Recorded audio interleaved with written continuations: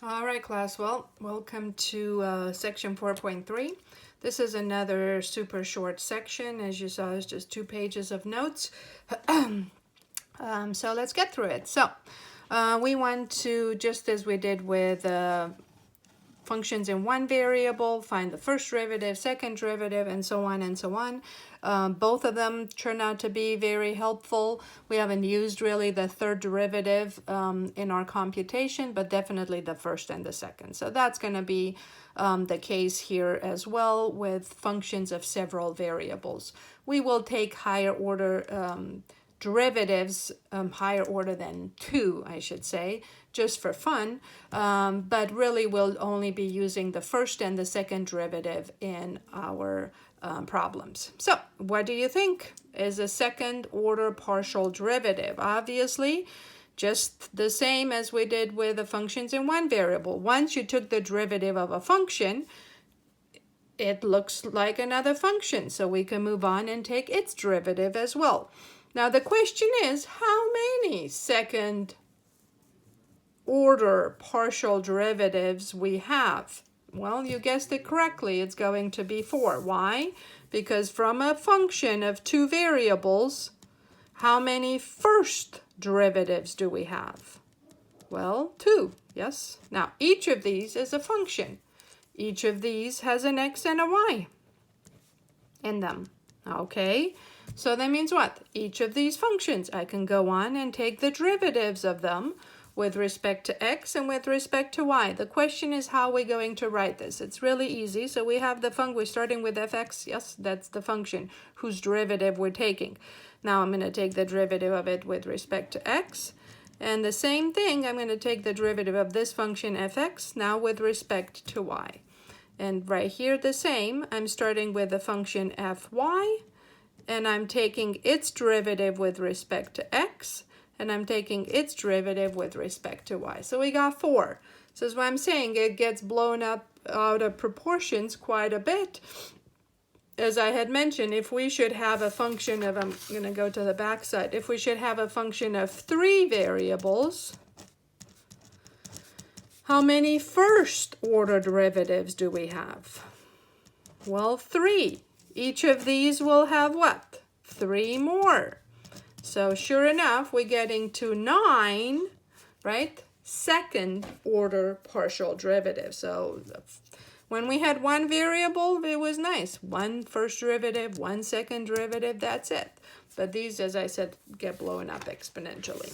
Okay, so just as I had said, the second order partial derivative with respect fxx, right? So I explain to you here how we're using these notations. Well, that's the derivative with respect to x of fx, right? Another notation for it, just like the Leibniz notation versus the Newton notation, is to put a d squared over dx squared, right? So remember, for a first order derivative, we call this that way, right? But we use the letter d if we just have a function of one variable only, right? That was our notation. Okay, and so on with respect to y of y, respect to x of y, and with respect to y of x. So we have 4 of them, all right? Okay, the question is, how do we find them? So let's just get to work, okay? All right, so sure enough, if you want to find the second derivative, you better find the first one first, okay? So we're going to find fx.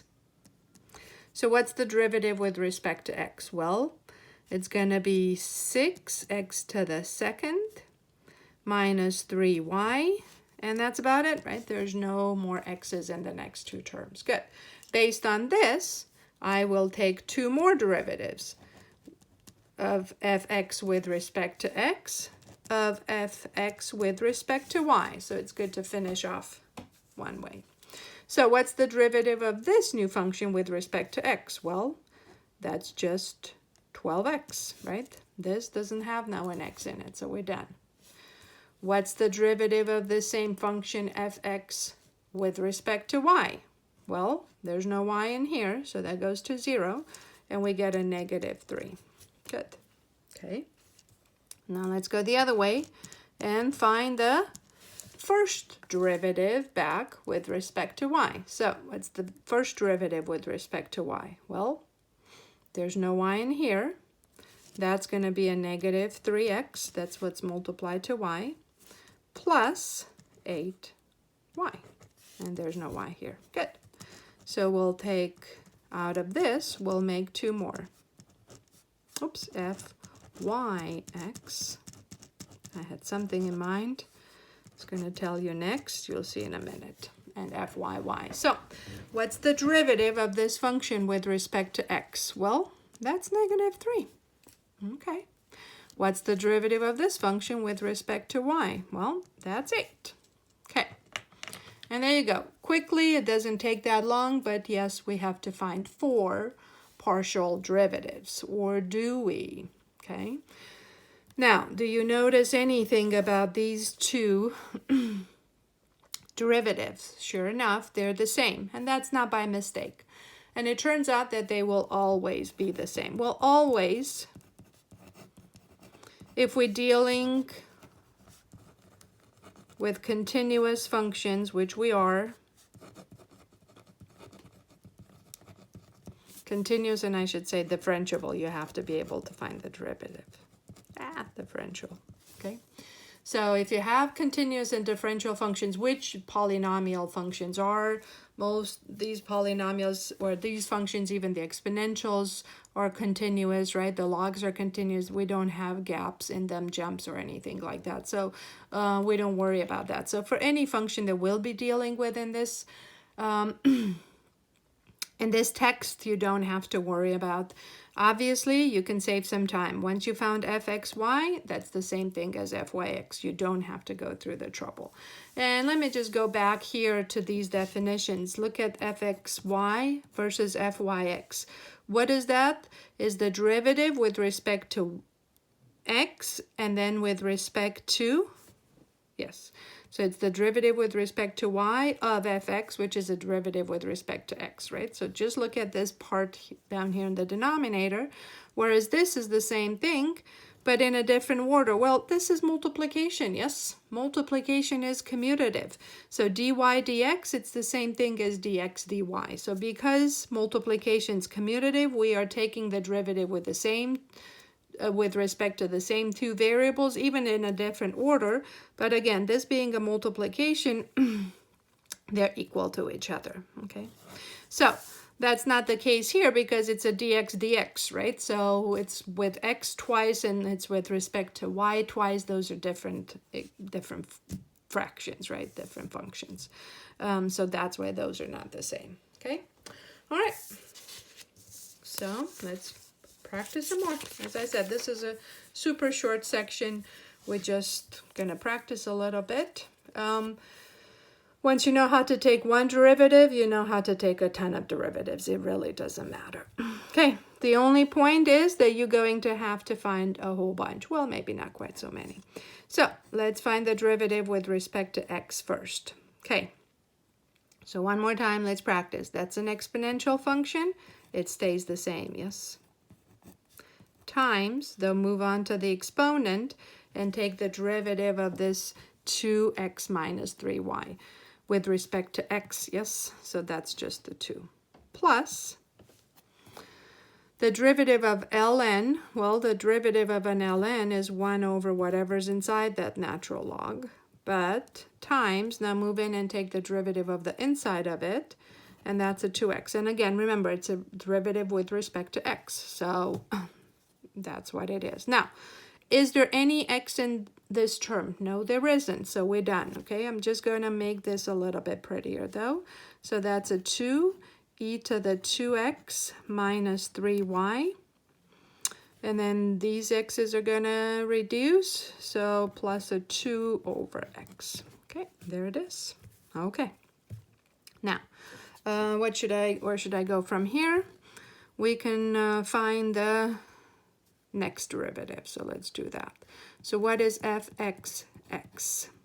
So from here, I want to take the derivative of this function with respect to x again. So I'm going to get the 2 e to the 2x minus 3y times, again, move on to the exponent, Again, 2 is a coefficient, stays, e stays always, but now, since it's a composition of functions, go up and take the derivative of the exponent with respect to x, so that's another 2. Plus, sure enough, my 2 over x, there it is. I should have rewritten, I'm going to put it up here. 2 over x is the same thing as 2x to the negative 1, right? So I can take its derivative further, plus, okay, so that's going to be actually a minus 2x to the negative 2. Yes, so the negative 1 comes down, multiplies to 2, makes it a negative, and then decrease the power by 1. Okay, so making this a little bit nicer, it's going to give us a 4 e to the 2x minus 3y, and then minus 2 over x squared. Okay, so one more time, that was our fxx, found that. Okay, right away, let's find fxy. Okay, so I'm going back to this function, fx, yes, and take its derivative now with respect to y. So this term has a y in it, so it's going to be a 2, keep the e, times, move on to the exponent, and remember, you're taking now a derivative with respect to y. So the derivative of this with respect to y is a negative 3. Okay. Plus, again, we're taking a derivative with respect to y, and there's no y in there, so that goes nowhere. So minus 6e to the 2x minus 3y. All right, I'm running out of room, but so that was fxy. Might as well save some time. And again, I don't have the room, and why bother? Because that's going to be the same thing as fyx will turn out to be. Okay, so I'm going to use this space up above now to find fy.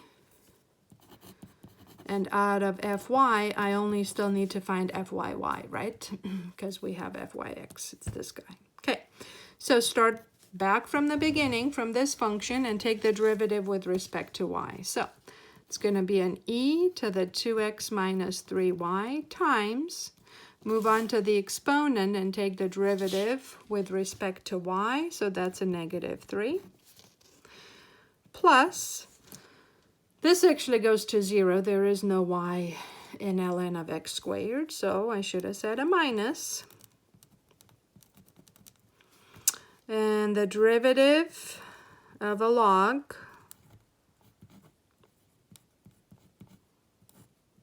is the reciprocal times, I'm going to write it at the top, the derivative of the inside is going to be a 15 y to the 4th, right?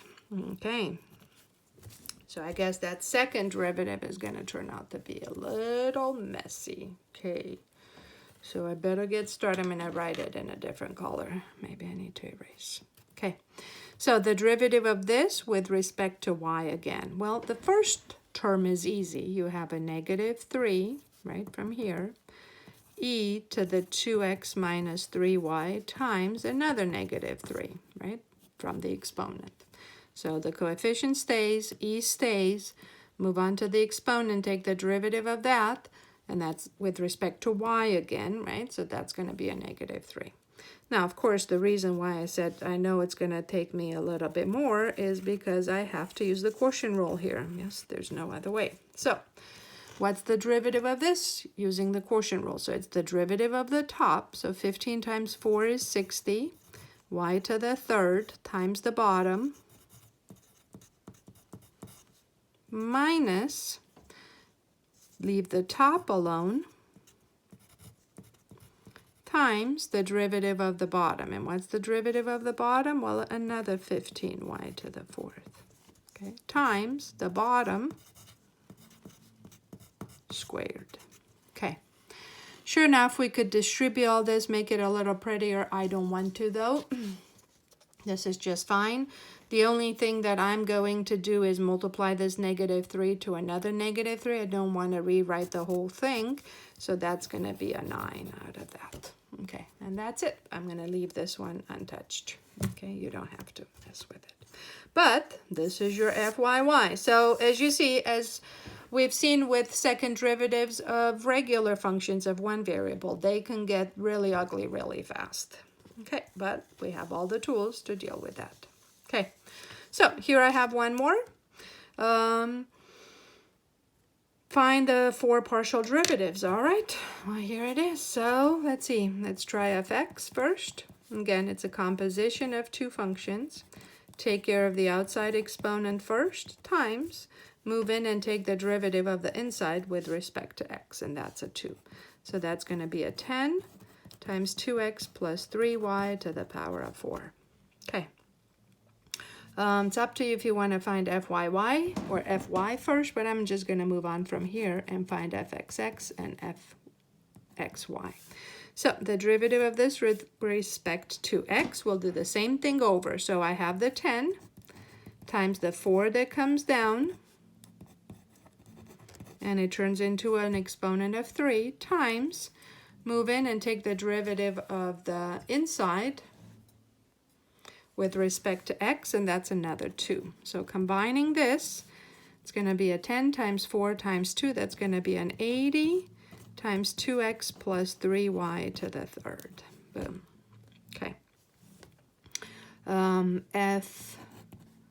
fxy, so the derivative of this here with respect to y, maybe I should have gone to the side, but all right. It's a 10 times 4 comes down, 2x plus 3y to the power of 3 times, move on to the inside, but this time it's a derivative with respect to y, yes? So the inside of the parentheses with respect to y is just another 3. So that makes it a 120, 2x plus 3y to the third. Okay. So sure enough, that's not just fxy, is the same thing as fyx. So we found 2 with this. Okay, fxx, good. What else do I need? I need fyy. Well, to have fyy, we need to find fy first. So I'll go up here. So the derivative with respect to y, just the same. The 5 comes down. Now move on to the inside of the parentheses and take the derivative with respect to y. So that's going to be another 3. Okay. fyy is going to be the what? The 15 from up here times the 4 comes down, 2x plus 3y to the power of 3 times, move into the inside of the parentheses, take the derivative with respect to y, so that's another 3. So that's going to make it a 45. No, not 45, that's already 60. Times 3, 6 times 3 is 180. Times 2x plus 3y to the power of 3. Okay, and there's fyy. So, again, it's not that difficult. You just found one derivative. You can keep going and find another one. The only important thing to remember when you're taking these partial derivatives is that one variable changes at one time. The other one acts as any coefficient, right? As any constant. Okay. All right, so here I went a little nuts. And I'm asking you 2 questions. So I'm asking you for a 4th derivative, by the way. Okay, shouldn't be that bad. But let's just keep track of it. So let's look at this first. So the order is always starting from the function f. So if I want you to find the derivative of a function with if it says f x y x x means what? First find what? Fx, yes? Out of that, you're going to find fx y. Out of that, you're going to find fx y x. And out of that, you're going to find fx y x and then x. So it's in this order, starting from the function f first. So let's look at the top and start by taking the derivative with respect to x first. Okay, so the 3 comes down, multiplies to the 10, makes it a 30, x squared y to the 5th, because again, that's just a coefficient, minus the derivative of this with respect to x is just 2y. That's what x is multiplied to. Plus The derivative of this with respect to x is 12x squared, and there's no x in here. Good. Now it says, from here, move on and take the derivative with respect to y. Okay, so now I'm changing the y, okay? So this 5 exponent from the y comes down, multiplies to the 30, giving you 150. X squared is just the coefficient, so stays y to the 4th, right? So it's a 5, y to the 4th. Okay. The derivative of this negative 2y is negative 2. And that's where it stops, because again, we're taking the derivative with respect to y, and there's no y in here, so that goes to 0. Okay. Now it says, look at what you just got, and take the derivative of this with respect to x. Okay, so x is my variable. Okay, so this exponent from x is going to come down, multiply to 150, and get you a 300x, y to the 4th. And that's a constant, so that goes away. Okay. And now this with respect to x again. So that's easy. What x is now to the power of 1, and what is x multiplied to? Just 300y to the 4th. Boom, done. Okay. Now, do you think that we will come up with the same answer for these partial derivatives? If your answer said no, then you would be correct. And the reason for it is you can, as soon as you mix these up, you'll get the same thing, but it still has to be what? 3 x's and 1 y. X times x times x and a y. So in other words, if I'd ask you to find fy xxx, then that in the end will be the same answer as this. If I had ask you to find fxxyx, that would be the same answer, right? 3 x's and a y in any order will get you the same answer, right? Just again, think about multiplication being commutative. This is different because I have 3 y's now and just 1 x. Okay, so just for fun, let's get started. First, fy, yes? All right, what's the derivative of this with respect to y? The 5 comes down, multiplies to 10, gives you a 50, x to the 3rd, y to the 4th. Minus the derivative of this with respect to y is just 2x. There's no y in here, so that went away. And then there's a y here, negative 5 times negative 7, that's a negative, is a positive 35, y to the negative 8. Next one is f, y, y, a second y. Okay, so the 4 comes down, multiplies to 50, so that's 200, x to the 3rd, y to the 3rd. There is no y in here, so that goes to 0. Minus, I don't know what 35 times 8 is, but I'll tell you in a second. That's 280, y to the negative 9, 1 less than negative 8, yes. Okay, next one is another y, okay. All right. So 200 times the 3 that comes down, that's 600, x to the 3rd, y to the 2nd. And one more, 280 times 9 is going to be a positive 2520, y to the negative 10. Okay, all right. But it really doesn't matter because the next one I'm going to ask you is with respect to x. And the good news is there was no x in here, so it goes away anyhow. Okay, what's the derivative with respect to x? Well, now this exponent's going to come down. I'm taking a derivative with respect to x. So 600 times 3 is 1800, right? There's 18 and 2 more zeros. X to the 2nd, y to the 2nd, that stays. Now, just as promised, these answers are not the same, yes? But again, as I said, once you know how to take one derivative, you can take them all. Just need to think about which variable is changing, yes? So if x is the variable that's changing, well, I'm taking a derivative of x cubed. The y squared just stays there as a coefficient. Okay, so that's our whole section 4.3. Not that bad.